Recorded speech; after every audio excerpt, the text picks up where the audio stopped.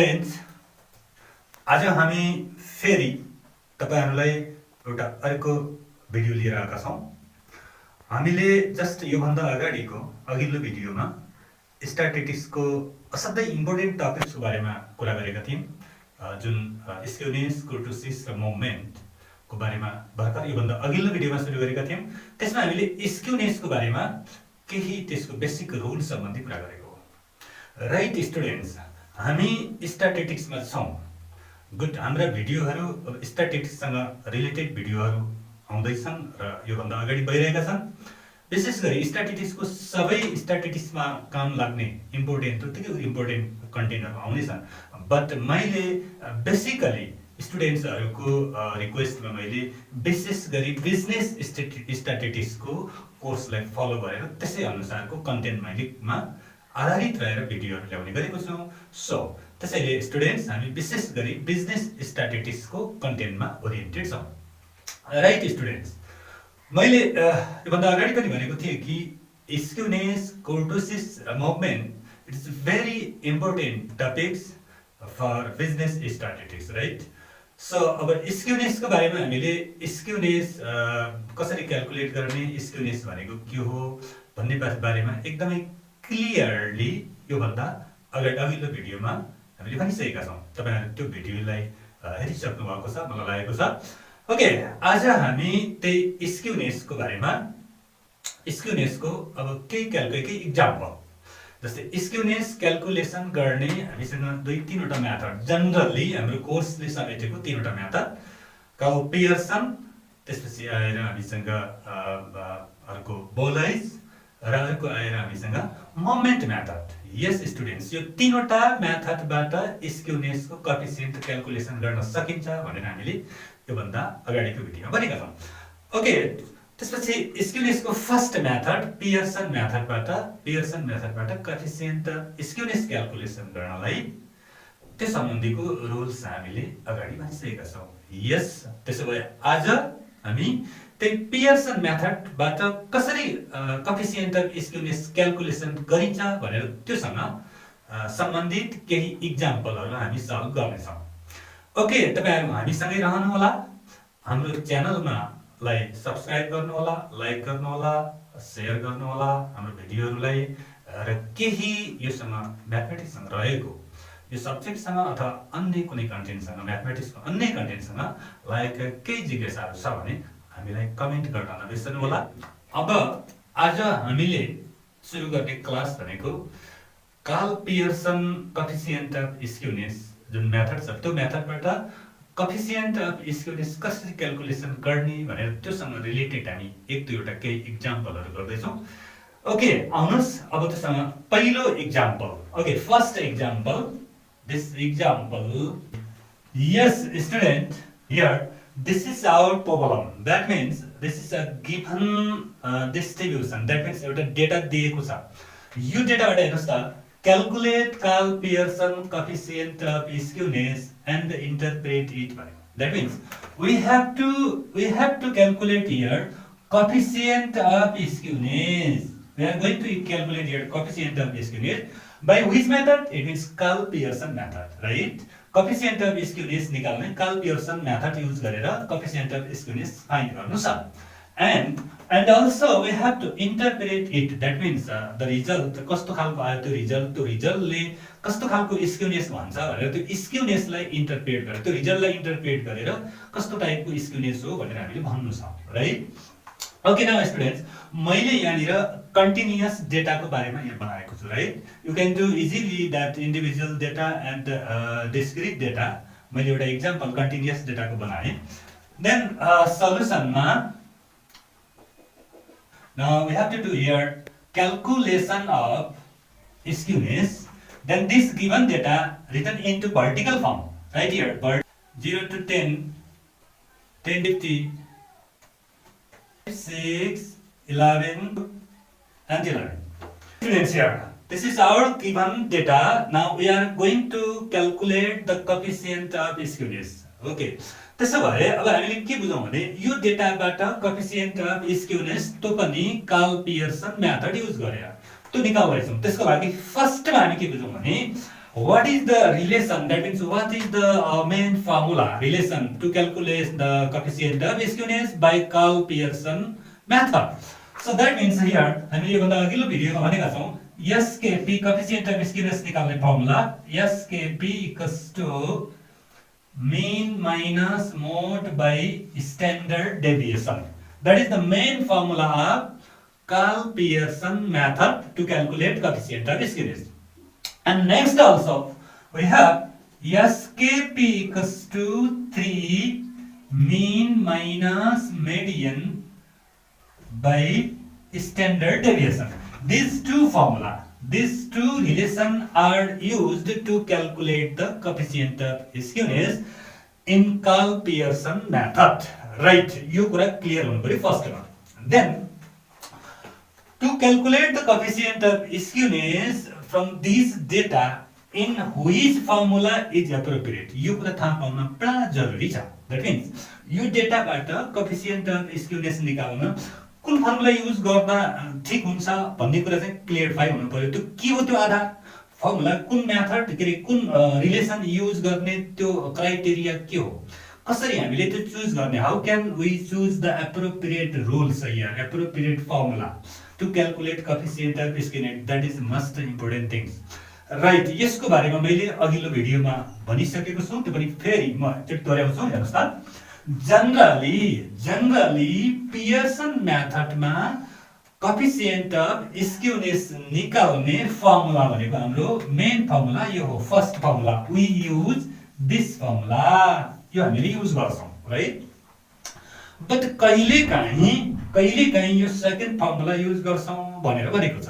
That means कहिलेकाहीँ भनेको कहिले हो त भन्दाखेरि कहिले हो भने इफ हाम्रो यो गिभन डेटामा यदि मोड इल डिफाइन छ भने that means we can not find the mode value easily mode value find गर्न सकिने अवस्था छैन भने in that time we use this second formula.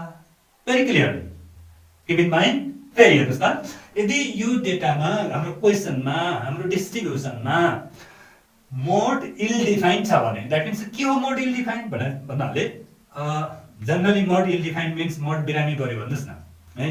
मोड बिरामी पर्यो भन्नुको मतलब we can not calculate the mode value easily. जस्तो कि त्यो भनेको मेन केस के हो भने मोड क्याल्कुलेट गर्नलाई हामी हाईएस्ट फ्रिक्वेन्सीलाई युज गर्ने हो. जुन हाईएस्ट फ्रिक्वेन्सी जुन क्लासको छ त्यो क्लासबाट हामीले मोड भ्यालु फाइन्ड गर्छौं. Generally our rule is that. But if highest frequency is repeated once twice thrice टाइममा आएको छ भने in that time we can not calculate mode value easily. Just like मैले सानो कुरा भने हेर्नुस् त यो डेटामा जस्तो कि हाईएस्ट फ्रिक्वेन्सी भनेको यहाँ 35 छ है. 35 छ भने we choose the model class 4250 यसलाई हेर्ने हो. यो हाईएस्ट फ्रिक्वेन्सी 35 छ भने मोडल भ्यालु यही क्लासमा हुन्छ भनेर हेर्ने हो हामीले जनरली. बट यदि मानिलियौं कि यो 35 दुई चोटी आएको छ यहाँ पनि 35 अर्कोमा पनि 35 छ भने then how can we find the mode value? It's impossible. It's impossible means निकाल्नै नसकिने होइन. नेक्स्ट मेथडबाट हामी we can calculate the mode value also है. मोड भ्यालु निकाल्न ग्रुपिङ मेथडबाट निकाल्न सक्छौं बट जनरली त्यो क्याल्कुलेट गर्न सक्दैन राइट. मोडको प्रिन्सिपल हुन्छ त्यसलाई जनरली क्याल्कुलेट गर्न सक्दैन. सो त्यस्तो केस आयो भने त्यसरी repeated value highest frequency repeated छ भने इन दैट टाइम त्यो कन्डिसन भनेको मोड इल डिफाइन भएको कन्डिसन भनेर सम्झिनु right.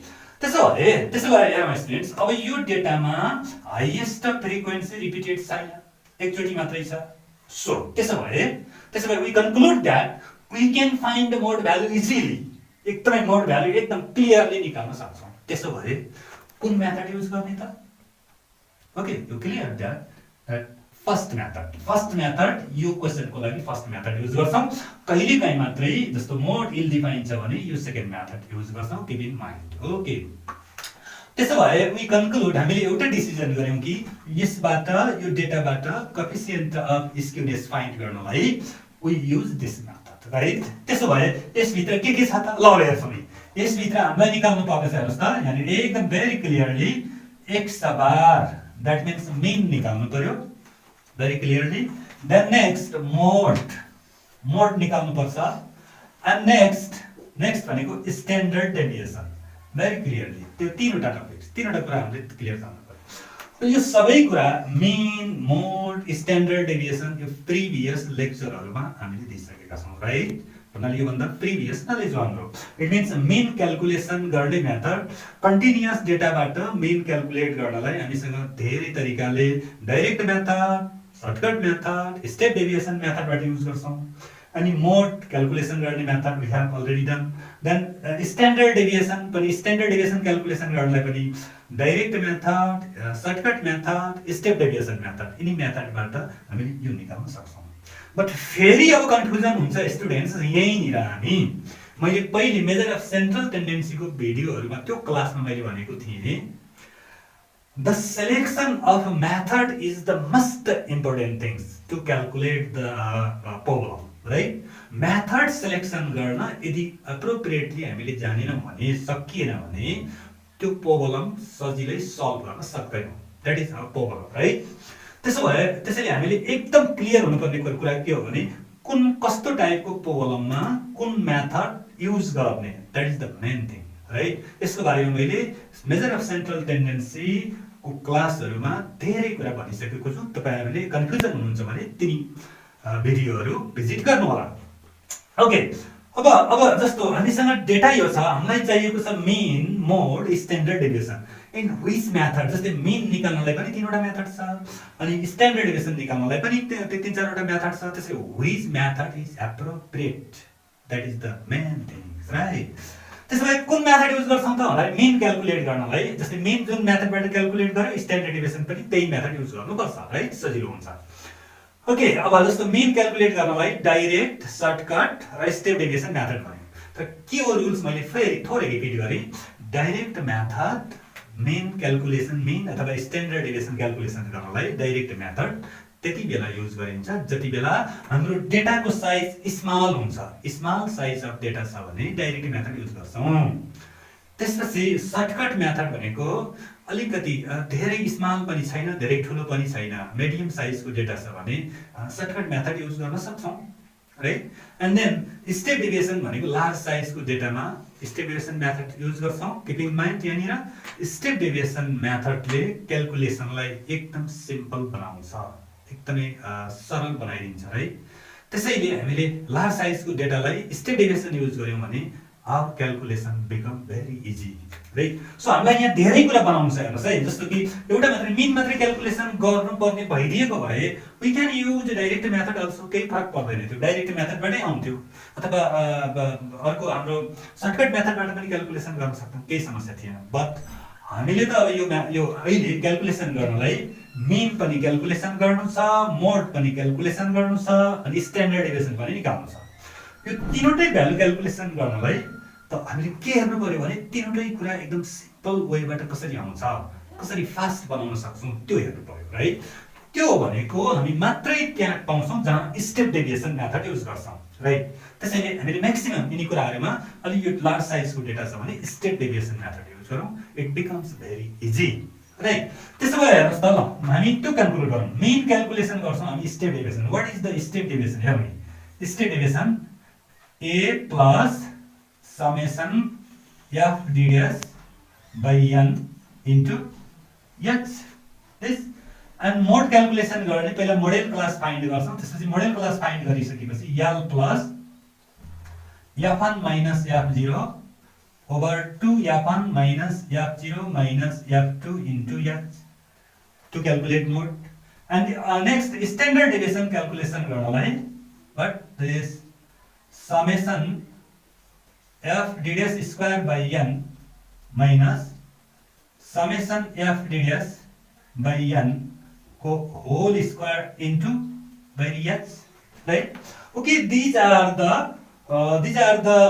rules to calculate mean mode and standard deviation यो कुरा त थाहा हुनै पर्यो जबसम्म हामी यो कुरामा क्लियर हुँदैनौं तबसम्म we cannot calculate the coefficient of skewness correct एकदम very clear एकदमै क्लियर हो है अब यसपछि mean mode standard deviation calculation गरिसकेपछि त्यसपछि यो भ्यालु सिधै यो फर्मुला एसकेबी मा राख्यौं भने we can find coefficient of skewness right okay do so अब त्यसो गरौँ हेर्नुस् अब सबभन्दा पहिले अब यसो अब हामीले डिसाइड के गर्यौं भने we use step deviation method, step deviation method use गर्दैछौँ। अब त्यसो भए स्टेप डेभिएसन मेथडमा मस्टली चाहिने भनेको हामीसँग दुईटा कुरा हेर्नुहोस् त, यो पुरैमा भनेको एउटा एज्युम मेन ए भन्ने क्रिएट गर्नु पर्यो, अर्को नेक्स्ट डी ड्यास भन्ने क्रिएट गर्नु पर्यो, त्यसपछि नेक्स्ट एज भनेको क्लास साइजको कुरा। भेरी गुड, दिस यो तीनवटा टर्मिनोलोजी, तीनवटा भेरिएबलहरु यसलाई चाहिँ हामीले क्रिएट गरौँ। अब त्यो के हो भनेर ए मिन्स एज्युममेन्ट, एउटा एज्युममेन्ट क्रिएट गर्छौँ। त्यसपछि डी ड्यास भनेको what X minus A by H होला, राइट। एज भनेको class size, okay, class size अथवा common difference. Okay, let's start. अब सुरु गरौँ। त्यसो भए सबभन्दा पहिले ए डी ड्यास र एज क्रिएट गरौँ, राइट। त A D dash H create गर्नलाई at first we have to know the mid value of class. प्रत्येक क्लास को यहाँ mid value find गर्नु पर्यो, right? Okay students, here mid value 75. Yes, त्यसो भए after creating the mid value, now we introduce a assume mean, d dash and dash, right? Here assume mean among these mid values, यो mid values बाट एउटा assume, एउटा main assume गरौँ। It means यो main value भरि भित्र हेरौँ त, कुनै यसरी हेर्दा एज्युम मेन भनेको हामीले टेन्टेटिभली मान्ने हो, त्यो मेन हो। Mean means middle value, central value. त्यसमा यसको सेन्ट्रल भ्यालु हेर्दिने यहाँ कतै 35 45, you can take 35 and 45 also, दुईटी मिलमा छ। So here assumed mean a equals to, you can take what? This 35, 45. Very simple, 35. And next, yes, class size. Class size is equals to, dear students, here your class size, अब सधैँभरि class size equal नहुन पनि सक्छ, but class size त यहाँ equal भएन भने त फेरि मोड क्याल्कुलेसन गर्न सकिँदैन। त्यसैले इक्वल छैन भने इक्वल बनाउनु पर्छ। So now this problem, all the class size are equal, right? Class size, and सबै class size equal छ। So s equals to 10 here. Then now here d dash x minus a by s, this becomes d dash. Yes. Now we have to create a d dash. D dash means here x minus a by s. The deviation of x and a is divided by class size s. That means x minus a. X means here now 5 minus a mean assume mean 45 divided by s means 10. It becomes. Okay students, now this. यही नै हेर्नुस् त d dash step deviation एकदमै important हुनको एउटा मात्रै कारण यही हो कि d dash। यदि यसको सुन्दरता भनेको यही, the beauty of step deviation method is this d dash। के गर्छ d dash ले भने जतिसुकै भ्यालु यहाँ हाई ग्रेटर भए पनि हाम्रो यो d dash ले एकदमै सानो भ्यालु ल्याइदिन्छ। त यसले एकदमै डिक्रिज बनाइदिन्छ। यो सानो भ्यालु ल्यायो भने then it becomes easy to calculate, right.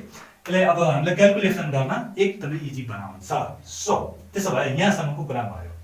Okay न, अब यसपछि आफ्टर देन के गर्ने त्यसलाई भन्दाखेरि हेर्नुहोस् न, के चाहिन्छ त्यही गर्ने प्रायपछि। जस्तो कि यहाँसम्म मेन क्याल्कुलेट गर्नलाई ए इन्ट्रोड्युस भइसक्यो, एस हाम्रो इन्ट्रोड्युस भइसक्यो, सेन डी ड्यास आइसकेको छ, then it remains to F D dash. F र डी ड्यास को मल्टिप्लाई गर्न बाँकी छ। That means F D dash यहाँ निकाल्यो भने एफ डी ड्यास यहाँ पनि चाहिन्छ स्ट्यान्डर्ड डेभिएसनमा पनि, राइट। सो त्यसैले we need here F D dash. तपाईलाई जे चाहिन्छ अब त्यही फर्मुलामा हेर्ने, यहाँ जे चाहिन्छ त्यही निकाल्ने। एफ डी ड्यास चाहिन्छ, right, here F D dash. Then next यो कम्प्लिट भयो। अब हामीसँग यहाँ नेक्स्ट भनेको F D dash square, F D dash equals square second F. अब हामीलाई केही पनि चाहिँदैन, right. Okay okay, next n. N means total frequency.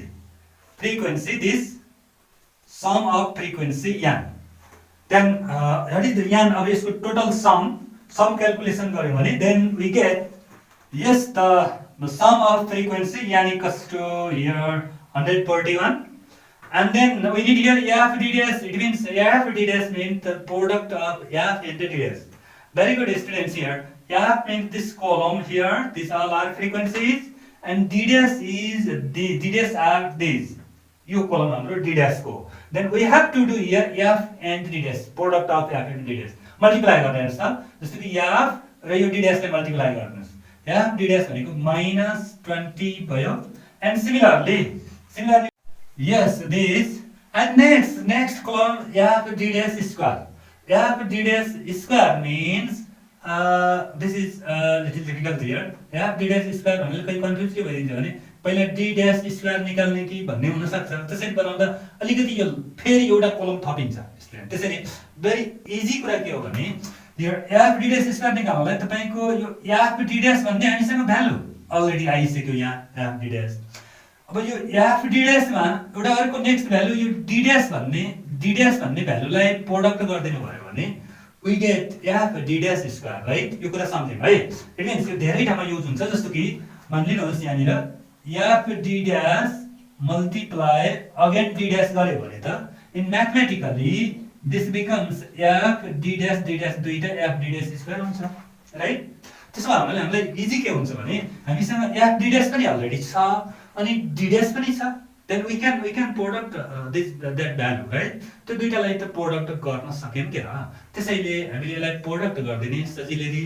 यदि तपाईहरुले यसो नभएर के गर्न पनि सक्नुहुन्छ भने अब हेर्नुस् f d dash स्क्वायर भनेको पहिला d dash स्क्वायर निकाल्ने. d dash स्क्वायर निकाल्नलाई नेक्स्ट अर्को कलम चाहिन्छ. यो d dash भयो, यो d dash लाई स्क्वायर गर्दै जाने. त्यसपछि त्यसलाई f सँग मल्टिप्लाई गर्ने. त्यसो पनि गर्न सकिन्छ, बट अलि लेन्दी हुन्छ, एउटा कलम नै बढ्छ. त्यसैले इट इज भेरी इजी के गर्नुस् भने f d dash र d dash multiply गरिदिनुस्, f d dash square हुन्छ, राइट?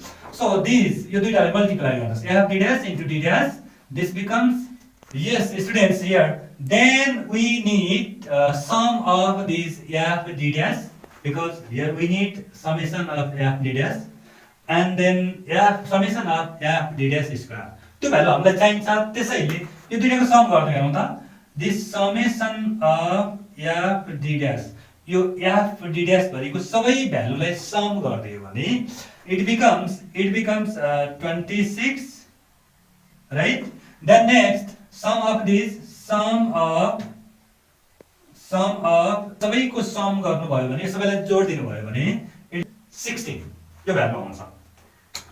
ओके स्टुडेन्ट्स, नाउ अब तपाईहरु क्लियर के हुनुस् भने हामीले यो डेटाबाट, हाम्रो डेटा जुन दिएको थियो कन्टिन्युअस डेटा, यो डेटाबाट हामीलाई चाहिएको कुरा, हामीले चाहिने कुरा, हामीलाई एसकेपी निकाल्नलाई जे कुरा चाहिन्थ्यो नि त्यसको लागि बेसिक फन्डामेन्टल मटेरियलहरु हामीले कलेक्ट गरिसक्यौं नि. हेर्नुस् त, जस्तै मिन निकाल्नलाई अब कुनै समस्या छैन. मिन क्याल्कुलेट गर्नलाई सबै मटेरियलहरु रेडी भयो.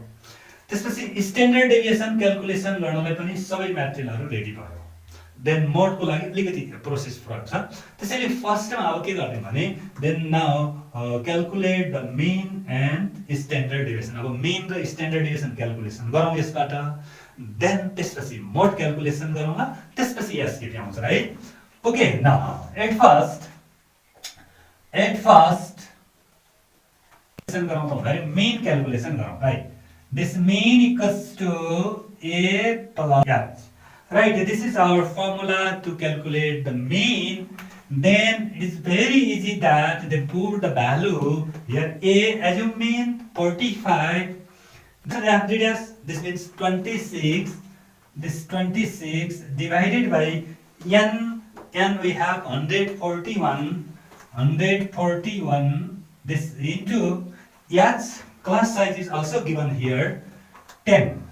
Okay students, then calculating this value यसलाई अब just multiply र add गरिदिनुस्. यो multiply छ, यहाँ multiply गरिदिनुस्, divide गरिदिम र add गरिदिम, यसको आन्सर क्याल्कुलेट हुन्छ. It's very simple. Okay, this becomes here 46.844. Okay, so this is mean. ल हेर्नुस् त, अब mean value calculation भयो, यो एउटा भ्यालु आयो, right? अब next we need standard deviation. त्यसैले नेक्स्ट और सेकेन्ड हामीले के गरौँ भने standard deviation equals to our formula is है रुट भन्दा भित्र हैन, रुट भन्दा बाहिर. Then this also very easy. Then put the value of f d dash and f d dash square here. Already here value. This means summation of f d dash square 416 by n 126 by 141 whole square into s means 10. Yes, students, here now our value of standard deviation is 17.08. This is the exact value of standard deviation. Okay now अब हाम्रो के बाँकी रह्यो त भन्छ भने हेर्नुस् त हामी के गर्दै छौं भन्दाखेरि एसकेपी क्याल्कुलेट गर्दै छौं एसकेपी क्याल्कुलेट गर्नलाई mean minus mode by standard deviation that is the formula so mean पनि क्याल्कुलेसन भयो स्ट्यान्डर्ड डेभिएसन पनि आयो now remain here mode value we have to calculate the mode value from this data यो डेटाबाट हामीले mode value calculation गर्न पर्यो okay so त्यसो भए यो आइसक्यो अब मोड भ्यालु क्याल्कुलेसन गर्नु पर्यो नेक्स्ट मोड भ्यालुको लागि हेर्नुस् है मोड भ्यालुको लागि कन्टिन्युअस डेटामा अरु केही पनि चाहिदैन हामीलाई दैट मीन्स यो भन्दा जस्तो मिड भ्यालु पनि चाहिदैन d dash f d dash square यो केही पनि चाहिदैन तपाईहरुलाई क्लियर छ यो कुरा हामीले यो भन्दा अगाडि पढिसकेको हो त मोडको लागि मात्रै चाहिन्छ क्लासहरु र फ्रिक्वेन्सीजहरु दैट मीन्स फ्रिक्वेन्सीमा हाईएस्ट फ्रिक्वेन्सीबाट पहिला मोडेल क्लास आइडेन्टिफाई गर्छौं त्यो मोडेल क्लासबाट मोड भ्यालु हामीले फाइन्ड गर्छौं है त्यसो भएको हुनाले स्टुडेन्ट्स अब टु क्याल्कुलेट मोड अब हामीलाई यो भन्दा चाहिदैन त्यसैले यसलाई हामी मेट्दिन्छौं yes students अब now we are going to calculate the mode value from these data right अब mode value calculation go mode को लागि at first we have to know the model class in which class mode value lies तो कहाँ पर्छ भनेर थाहा पाउनु जरुरी छ that means there are so many classes अब कुन क्लासमा मोड भ्यालु पर्छ भनेर आइडेन्टिफाई गर्नु पर्यो it is very simple modal class identify गर्नलाई we have to show what okay highest frequency हेर्नुस् यो फ्रिक्वेन्सीमा सबैभन्दा हाईएस्ट फ्रिक्वेन्सी कति छ त्यो फ्रिक्वेन्सी हेर्छौं दिस हाईएस्ट फ्रिक्वेन्सी सो हामी हेर्छौं यहाँनिर since 35 is the highest frequency so class equals to model class equals to 40 to 50 that means 40 to 50 it is model class right this way we have to find now mode ko lagi our formula is that for mode 1 minus f0 minus f2 into n this is the formula so अब यिनी मेथडहरु के हो भनेर हामीले identify गर्नु पर्यो that means l means lower limit of model class then we have to identify here L भनेको 40 lower limit this 40 and next here F1 F0 F2 के रे F1 F0 F2 that means F1 this F0 यो भन्दा अगाडिको then F2 this frequency यो frequency भन्छौं हामीले so it means F1 equals to 35 F0 equals to 21 and F2 equals to 30 and yes class size same 10 then sabai kura aisakyo then we need here so hence mode equals to minus f2 into s right students त्यसमा अब value राख्दिनु हेर्नुस् न सबै value हामीसँग छ यो value राख्दिनु भयो भने l भनेको 40 then next f1 भनेको यही रहेछ हेर्नुस् 30 into s 10 very good then calculate this after calculating add गर्ने प्रोडक्ट गर्ने यता उता है okay this mode value now this is clear that this is very easy calculation मात्रै छ हेर्नुस् न मल्टिप्लाई गर्ने माइनस गर्ने प्लस गर्ने this 47.37 yes students now हामी अब एकदमै लास्टमा पुगिसक्यौं हेर्नुस् त mean we are going to calculate the SKP coefficient of skewness by Pearson method for this त्यसको लागि हामीलाई चाहिने भनेको एउटा mean calculation भयो and then standard deviation calculation भयो then after median mode पनि calculation भयो right त्यसो भए now finally we can calculate easily Pearson coefficient of skewness right so for this yes so we know that SKP equals to coefficient of skewness SKP equals to mean minus mode by standard deviation that is our formula then put the value mean mean equals to here 46.844 minus mod here 47.37, then whole over standard deviation is 17.08. This means 17.08. Okay, students, this subtracted and this divided by this, we can get this, and this equals to minus 0.031. Okay, divided by this, we get this minus 0.031. Now, students, it is coefficient of skewness. This value. This means we can set that SKP. This also we can write also coefficient of skewness, right? Coefficient of skewness SKP equals to minus 0.031. Okay, this is the coefficient of skewness. But हाम्रो क्वेशनले के भनेको थियो भने यो coefficient skewness त आयो, त्यसपछि interpret the result, यो रिजल्टलाई इन्टरप्रेट गर्नुस् भनेको। इन्टरप्रेट भनेको यो आएको भ्यालुले, यो त तपाईको कोएफिसिएन्ट अफ स्क्युनेस भयो, स्क्युनेसको कोएफिसिएन्ट भयो। अब यो कोएफिसिएन्टले तपाईको त्यो होल डेटालाई कस्तो देखाउँछ त, कस्तो टाइपको स्क्युनेस हो, त्यो इन्टरप्रेट गर्ने भनेको, कन्क्लुजन लेख्ने भनेको, कमेन्ट गर्ने भनेको, राइट? त्यसो भए यसलाई कमेन्ट कसरी गर्ने त भन्दाखेरि तपाईले यो भन्दा अघिल्लो भिडियोमा स्क्युनेसको बारेमा त्यहाँ एउटा नोट्स, दुई तीनवटा नोट्स लेखिएको छ, तपाईले पक्कै पनि हेर्नु भएको छ होला। यदि तपाई यस विषयमा कन्फ्युज हुनुहुन्छ भने प्लिज भिजिट यो नेक्स्ट यो भन्दा प्रिभियस भिडियो, राइट? त्यो भिडियोलाई तपाईले एक्चुअली भिजिट गर्नुभयो भने, हेर्नुभयो भने तपाईले क्लियर हुनुहुन्छ। त्यहाँ के छ भन्नुहुन्छ भने यदि इफ एसकेपी इक्वल्स टु 0 आयो भने के हुने, अनि if SKP is greater than, sorry SKP भन्नु पर्दैन, एसके इज ग्रेटर देन 0 भयो भने के हुने र एसके इज लेस देन 0 भयो भने के हुने भन्ने कन्डिसन त्यहाँ छ, राइट? यो तीनवटा कन्डिसन भेरी इम्पोर्टेन्ट, यो तपाईले क्लियर हुनुपर्छ। दैट मीन्स कोएफिसिएन्टको भ्यालु ट्याक्कै 0 आयो भने कस्तो खालको डेटा भन्ने, कोएफिसिएन्टको value greater than 0 that means positive आयो भने कस्तो टाइपको डेटा हुन्छ, अनि कोएफिसिएन्टको भ्यालु लेस देन 0 आयो भने कस्तो टाइपको डेटा हुन्छ, यो हाम्रो त्यो नोट्समा छ, राइट? नाउ हेर्नुस् त, यो अहिले हामीसँग आएको कोएफिसिएन्टको भ्यालु कस्तो छ हेर्नुस् त, यो इक्वल 0, ग्रेटर 0 और lace 0, in which okay here negative minus, so it is this lace than 0, lace than 0 छ।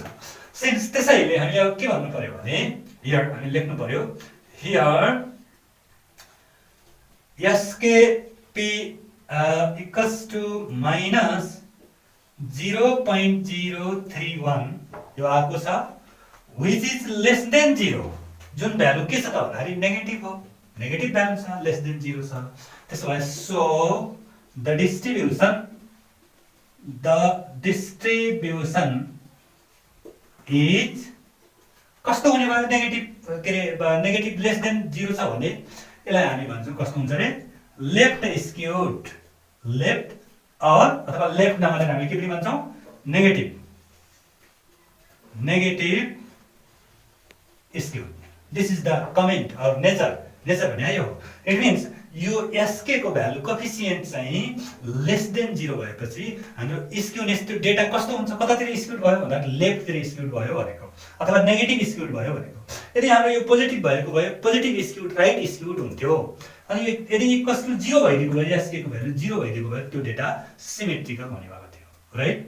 Okay students, this is the most important problem. अब यस्तै टाइपको प्रब्लमहरु थुप्रै बनाउनु होला, तपाईले यो जति प्र्याक्टिस गर्नुभयो त्यति झन् इजी हुन्छ।